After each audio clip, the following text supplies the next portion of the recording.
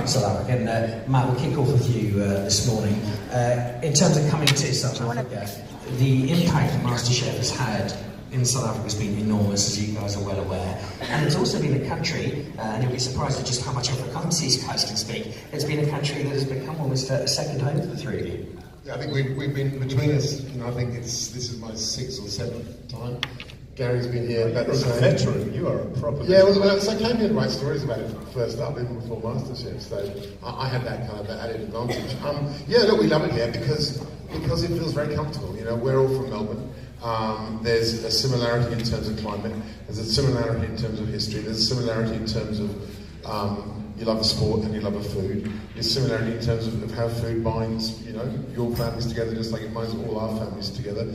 You're a rainbow nation. We are kind of like an Australian version of that. So yeah, I think there's so much similarity, and also you're just starting to explore and understand your amazing indigenous heritage in terms of the ingredients you can find that are truly unique, whether it's truffles of the Kalahari or speckle or stuff like that. And that for us is exciting because when you travel somewhere, I want to eat Italian food in Italy. I don't want to eat it in Mumbai. I want to come here and get a real taste of, a melt tart, and I want to, I would like maybe some Cook Sisters, the Afrikaans version and also the Bocat version. So I think that for us is really exciting to discover new things that are traditional, new things that also just go off the land. I just have to say, you are so much more awake than we are. That was brilliant. Keep talking. In terms of that South African food scene, writing and then coming here as a Masterchef star, the evolution of South African food, has it been something that you've seen quite palpably? In 10 years of coming here, it's changed beyond recognition. I mean, I think we were talking about this the other night. And you have the same thing that any comparatively new country has. Copenhagen's the same, but it's that you tend to underplay. We underplay on interesting ingredients. That's radically changed. That's starting to come here. I think just if you think back maybe 5 years to Johannesburg, and the best restaurant was probably David Hicks's, and there were a lot of places that were trying to be French with bad ingredients and that kind of awful kind of German big hat, white top type chef stuff. But now you've got lots of young people doing really exciting things and referencing whether it's their Cape Malay culture, similar to what George has done in Melbourne. So I think in terms of quality of eating, it's, look, where did we go on this trip? Saint, amazing, Marble last time, I went to Faro. There's so much going on now in Johannesburg. We went to Firmia last night, we're off to Mosaic. George obviously having worked with her before. So I think the old idea, that kind of French, like the Margot Jan style stuff, which is wonderful, that fine dining stuff has been replaced by a more relaxed South Africa. And that's exactly what we see, this kind of casualisation of dining. It's exciting. So it means you want to go out 2 or 3 times a week rather than just on birthdays and anniversaries. George, by extension, I know you and David Hicks spend a lot of time together. You're good mates, both in and outside the kitchen. You spend a lot of time out Saint. Marble's done great things. When we look at our top South African chefs, we certainly get a sense that they've become more than just South African. The people around the world are starting to know who they are and know what they're doing. Would that be right from your perspective, from the other side of the water? I mean, Luke's a perfect example. He's a test kitchen. I mean, he's and people can say what they want to say. A restaurant at that level is like a great museum. You go in there, are you going to love every picture? No.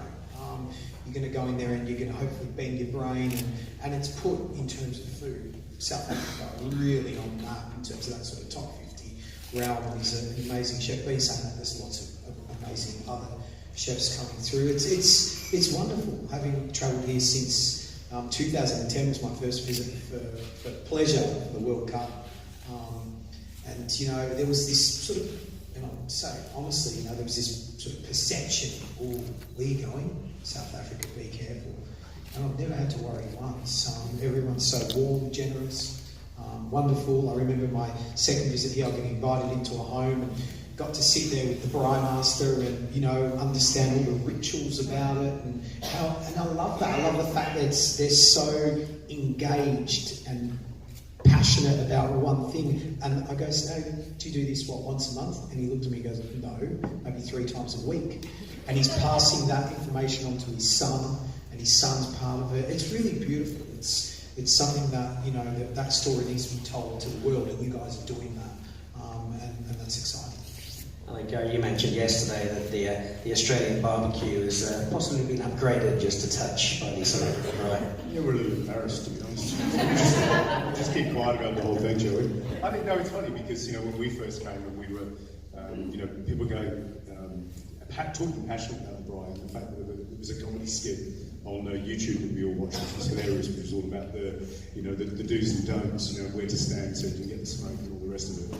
And in Australia, we're very proud barbecuers, but we're lazy barbecuers, which is uniquely Australian, let's not forget that. So we use gas, and everybody goes, gas, can't use gas, it adds no flavour.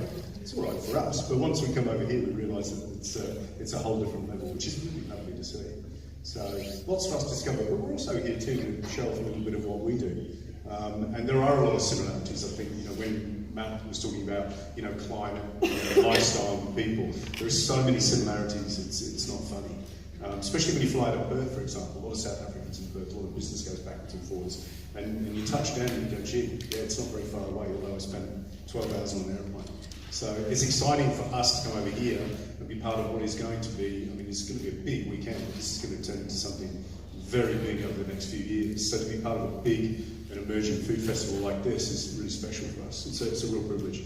And it also speaks to what for us is something quite new. 5,500 people today just buying tickets already. That would have happened a few years ago in South Africa. Is that uniquely South African or around the world? Are we seeing the entire sense of food changing? I think the lovely thing for us as foodies, and with it, Matt describes it often as the three biggest food nerds on the planet. And once you get to know us, you'll understand that we are, because we obsess about food. We've been friends now for 10 years, on and off camera. And I just popped into the kitchen to check something, came back, and these boys are talking about catching up at George's place. I presume I'm invited.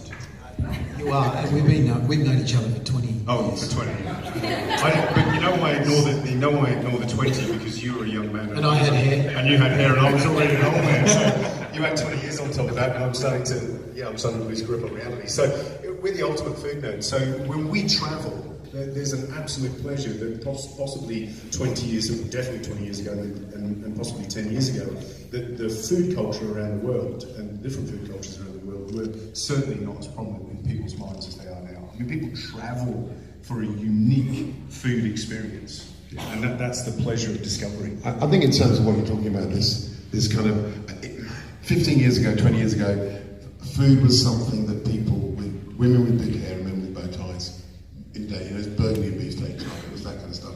And there's been a massive democratization of food, in part due to social media, but in part because of these amazing festivals. And they exist all. For 5 years I was the creative director of Melbourne Food and Wine Festival. That would do 300,000 people over 2 weeks. So we're talking monster numbers. Now there are how many food festivals in I think there is something like 48 food festivals in Australia. There used to be 3. Nowadays, if you're between about 22 and 35, you're more likely to go to a food festival than you are to go to a rock festival. And we all know how music festivals exploded. You go to the UK, Jamie does his own food festival, you've got the taste festivals.